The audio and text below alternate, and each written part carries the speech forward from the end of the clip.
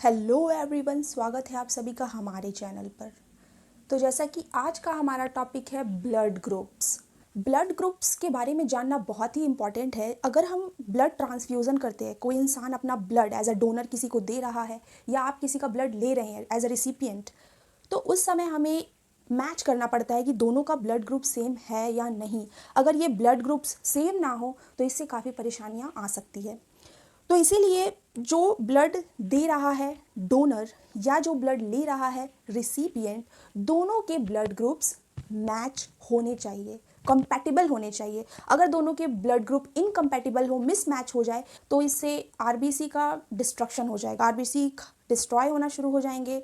इससे क्लम्पिंग होगा जिससे कि आपके ब्लड वेसल्स ब्लॉक हो सकते हैं। तो इसी वजह से ये ब्लड ग्रुप्स के बारे में जानना बहुत ही इंपॉर्टेंट है।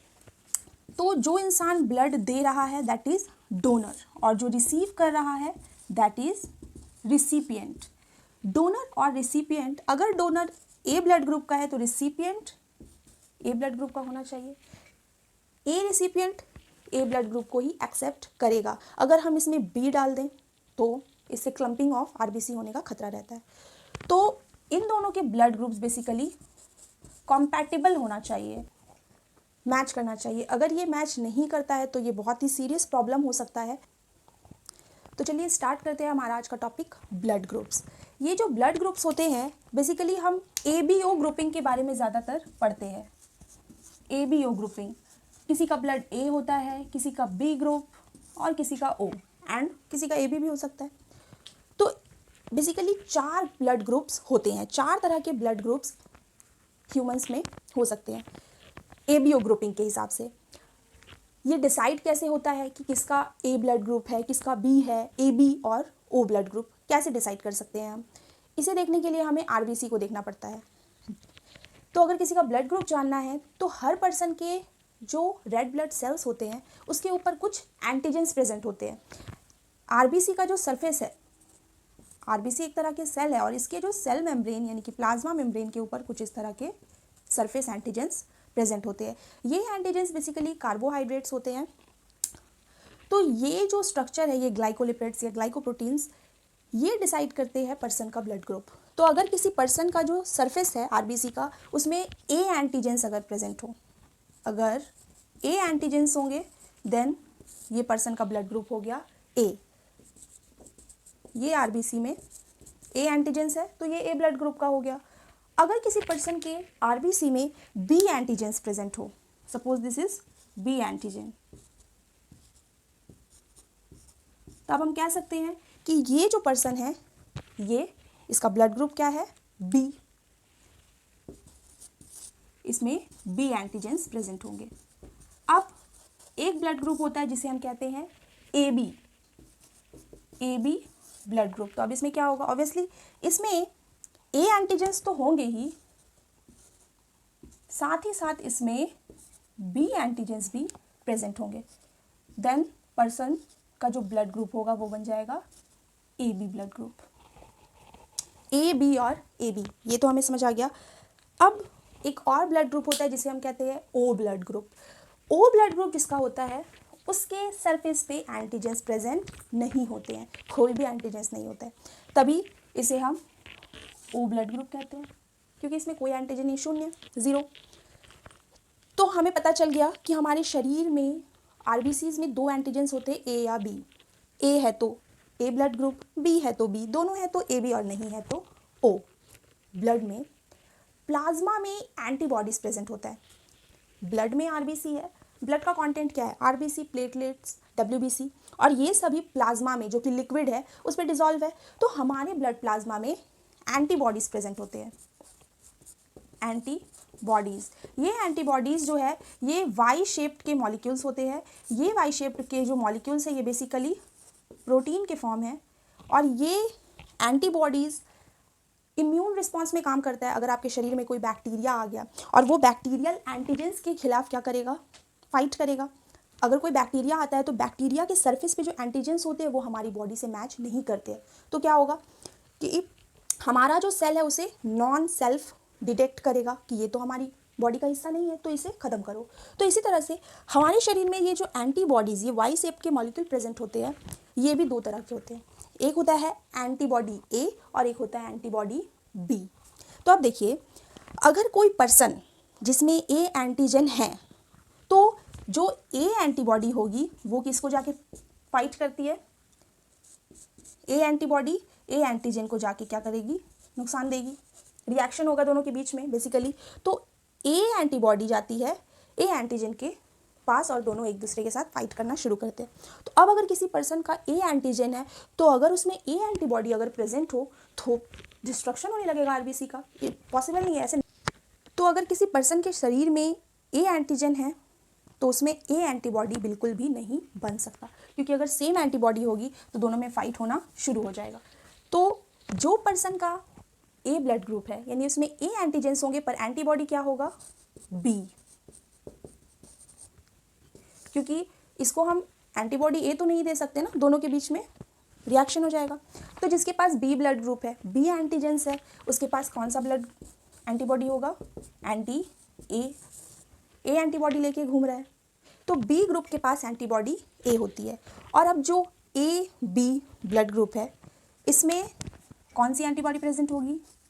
एंटीबॉडी ज़ीरो, दैट इज नील, नहीं होगी, क्योंकि इसके पास दोनों एंटीजेंस प्रेजेंट है। अगर इसके पास ए एंटीजेंस भी है और बी एंटीजेंस दोनों प्रेजेंट है, तो अगर इसके पास ए एंटीबॉडी होगी तो वो ए के साथ रिएक्ट हो जाएगा, बी एंटीबॉडी होगी तो बी के साथ, तो इसको हम एक भी एंटीबॉडी नहीं देंगे।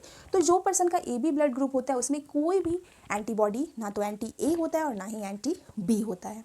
और अब आ गए हम हमारे ओ ब्लड ग्रुप के पास। तो जिसका ओ ब्लड ग्रुप होता है उसमें तो हम लोगों ने देखा कोई भी एंटीजेंस नहीं है, ना तो ए है ना तो बी है, तो इसके पास दोनों एंटीबॉडी प्रेजेंट है।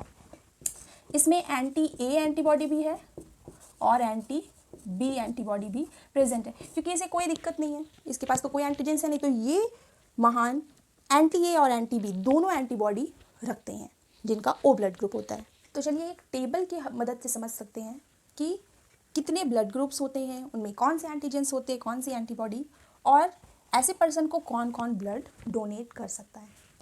देखिए, अगर हम सबसे पहला ब्लड ले जो कि है हमारा ए ब्लड ग्रुप, तो जो पर्सन का ए ब्लड ग्रुप है उसमें कौन से एंटीजेंस होने चाहिए? ऑब्वियसली ए एंटीजेंस प्रेजेंट होंगे, और एंटीबॉडी इसमें ए नहीं हो सकता, तो क्या होता है? बी। इनको ब्लड कौन दे सकता है? अब जो पर्सन का ए ब्लड ग्रुप है वो कौन सा ब्लड एक्सेप्ट करेगा? ए ब्लड ग्रुप। पर ओ ब्लड ग्रुप में हमने देखा कि कोई भी एंटीजेंस तो है ही नहीं, तो दिक्कत क्या है? अगर उसमें ए भी एंटीजन नहीं है, बी एंटीजन भी नहीं है, तो दोनों ही ब्लड वो एक्सेप्ट हो गया। ओ ब्लड ग्रुप किसी को भी ब्लड दे सकता है क्योंकि इसमें कोई भी एंटीजेंस नहीं होते। बेसिकली जो रिएक्शन होता है वो डोनर्स के एंटीजन और जो रिसिपिएंट के ब्लड में जो एंटीबॉडी है उन दोनों के बीच में रिएक्शन होता है। तो जब अगर डोनर के पास कोई एंटीजन ही नहीं है तो कोई दिक्कत नहीं हो सकता। सेकेंड हमारा ब्लड ग्रुप है बी ब्लड ग्रुप। बी के पास होंगे एंटीजन बी और एंटीबॉडी ए। अगर इसको कोई ए ब्लड ग्रुप दे गया, बी को अगर ए डाल दोगे तब तो घमासान युद्ध होना तय है। इसे भी बी ब्लड ग्रुप, बी वाले देंगे, ओ वाले देंगे। थर्ड है हमारा A B blood group. A B में हमने देखा ए एंटीजेंस भी होते हैं और बी एंटीजेंस भी होते हैं, बट एंटीबॉडीज इनमें एक भी नहीं होता है। अगर इनमें एक भी एंटीबॉडी आई तो परेशानी है। तो ये नील हो गया डोनर्स का ब्लड ग्रुप। अब हम देखते हैं कि इसके पास ए एंटीजेंस है, तो अगर ए एंटीजेंस है तो ए ब्लड ग्रुप इसे ब्लड दे सकता है, कोई दिक्कत नहीं है। इसमें बी एंटीजेंस भी है तो बी वाले भी ब्लड ग्रुप देंगे और ए बी तो देंगे ही देंगे।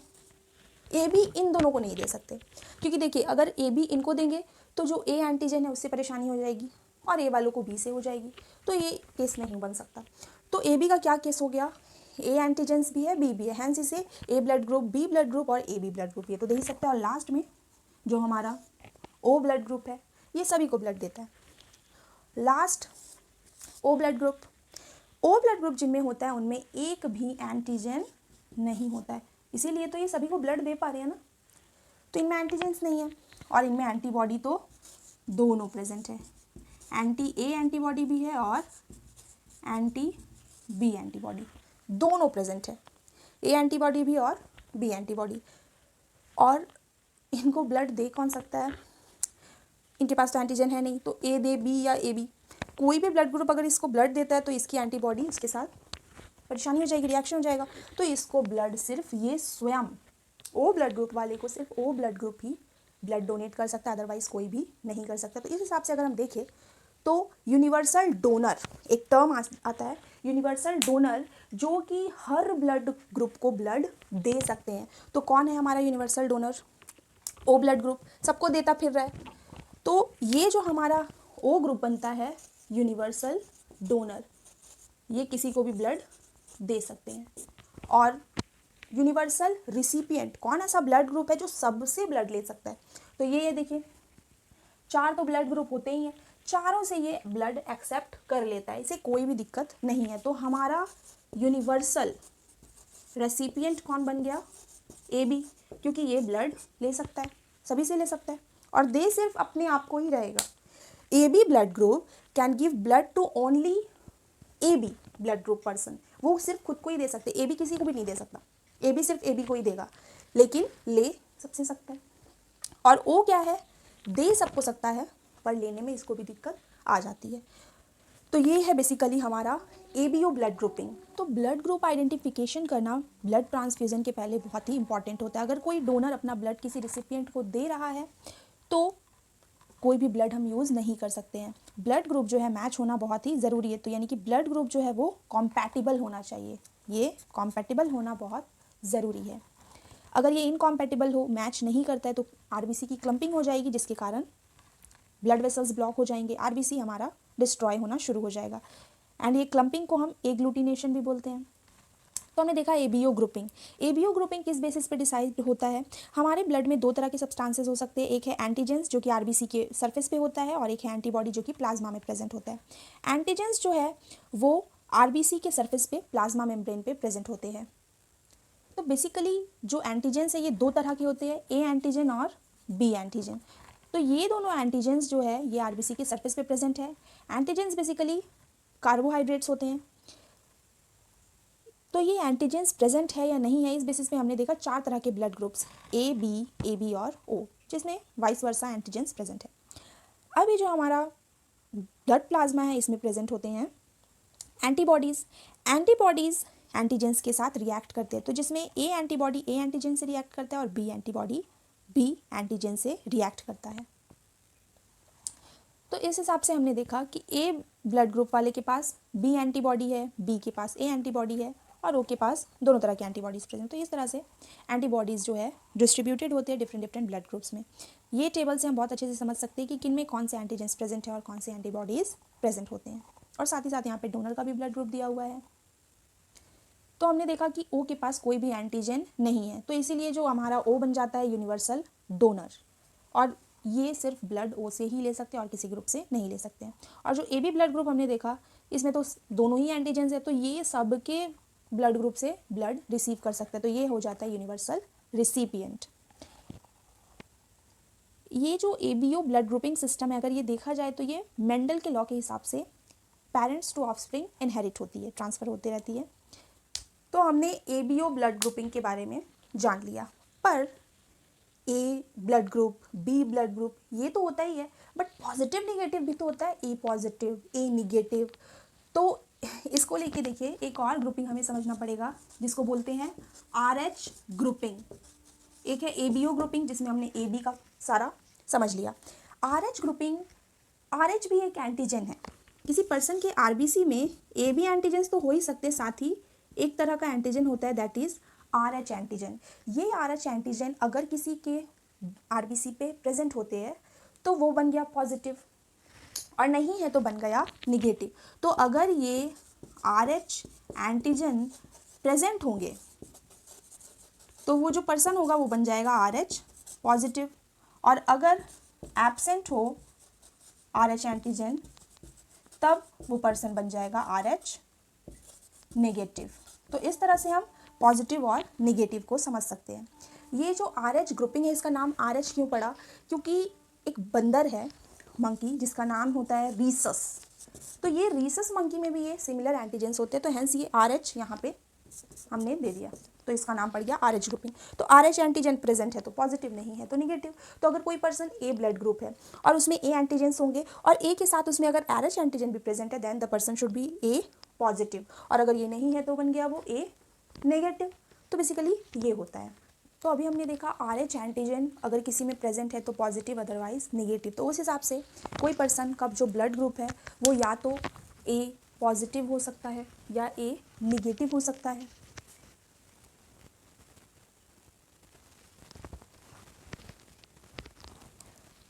तो जैसा कि अभी हमने देखा कि किसी पर्सन में अगर RH एंटीजन है तो वो पॉजिटिव हो जाता है और नहीं है तो निगेटिव। तो इस हिसाब से कोई पर्सन का ब्लड ग्रुप या तो A पॉजिटिव होगा या A निगेटिव, B पॉजिटिव या B निगेटिव, A भी पॉजिटिव A भी निगेटिव, और या तो O पॉजिटिव हो निगेटिव। तो इस तरह से हमने देखा कि पॉजिटिव निगेटिव हो सकता है।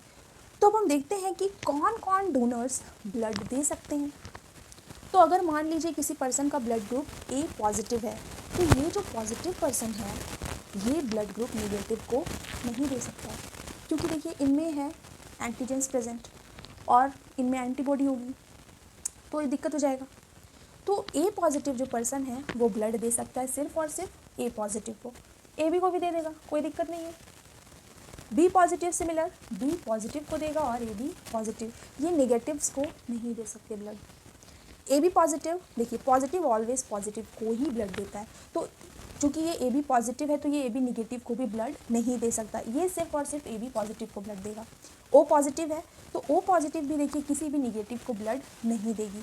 O पॉजिटिव है तो ये सारे पॉजिटिव ब्लड ग्रुप्स को ब्लड डोनेट कर सकता है। अब हम आते हैं निगेटिव्स पे। A negative can give blood to A negative and AB negative. अब चूँकि इनमें RH एंटीजन नहीं है तो कोई तो दिक्कत नहीं होगी, तो ये जो A निगेटिव पर्सन है ये A पॉजिटिव और AB पॉजिटिव को भी ब्लड दे सकता है। B निगेटिव भी सिमिलर B निगेटिव और AB निगेटिव को ब्लड देगा, और साथ ही साथ ये B पॉजिटिव और AB पॉजिटिव को भी ब्लड दे सकता है।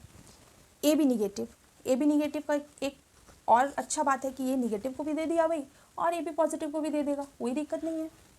एंड O निगेटिव सारे निगेटिव्स को भी देगा और सारे पॉजिटिव को भी दे सकता है, इसमें कोई भी दिक्कत नहीं है।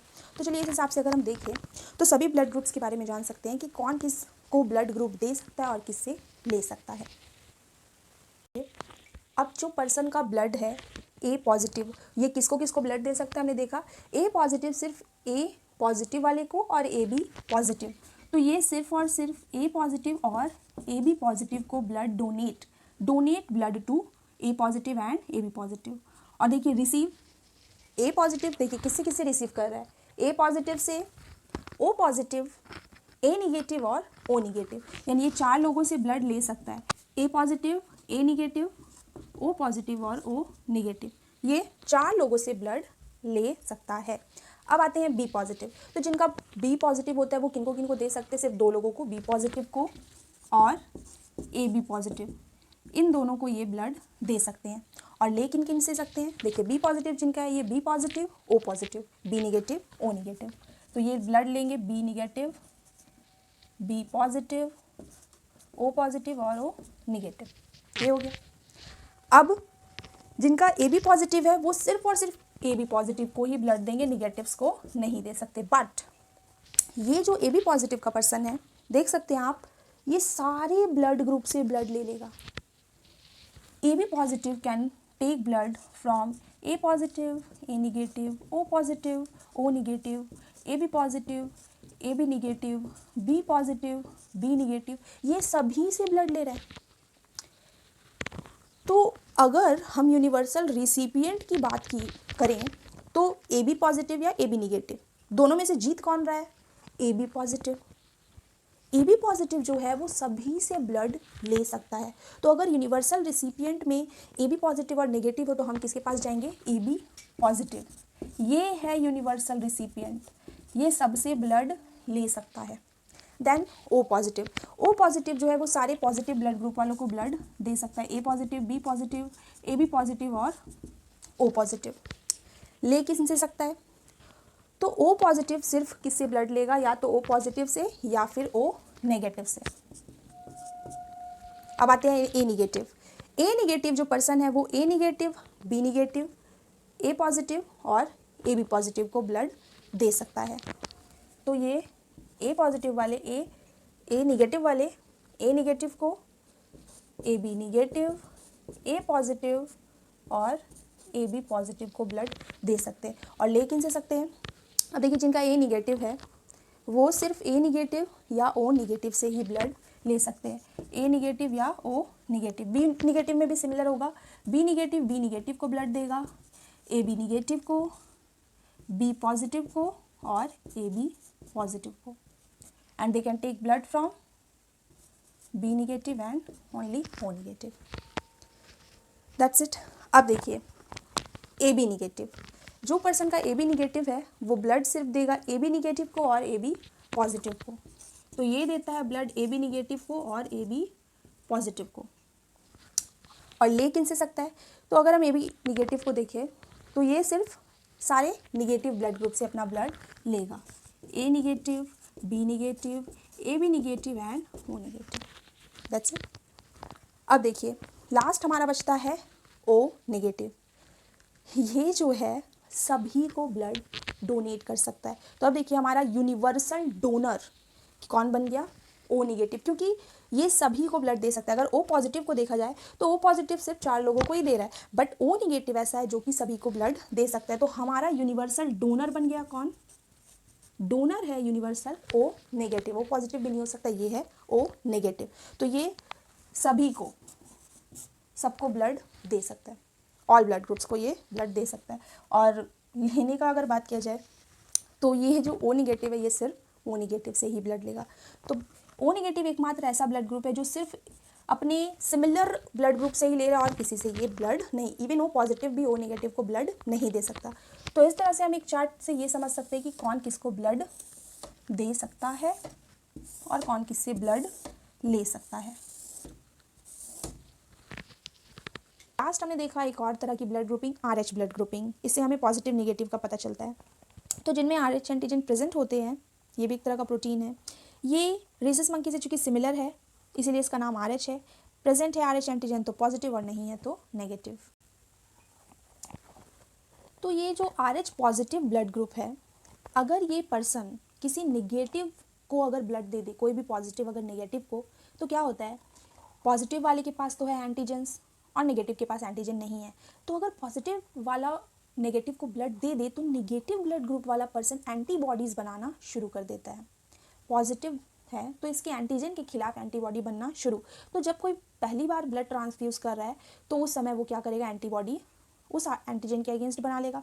तो अगर सेकेंड ट्रांसफ्यूज़न होता है, अगर फिर से उस पर्सन को पॉजिटिव ब्लड ग्रुप दिया जाए, अब क्या होगा? RBC की क्लम्पिंग होना शुरू हो जाएगी, क्योंकि उस पर्सन के पास पहले एंटीबॉडी तो नहीं थी, पर एक बार जब ट्रांसफ्यूज़ हुआ ब्लड तो उसमें वो एंटीबॉडीज़ बनाना शुरू कर दिया। इसके एक एग्जांपल हम ले सकते हैं एरिथ्रोब्लास्टोसिस फिटालिस।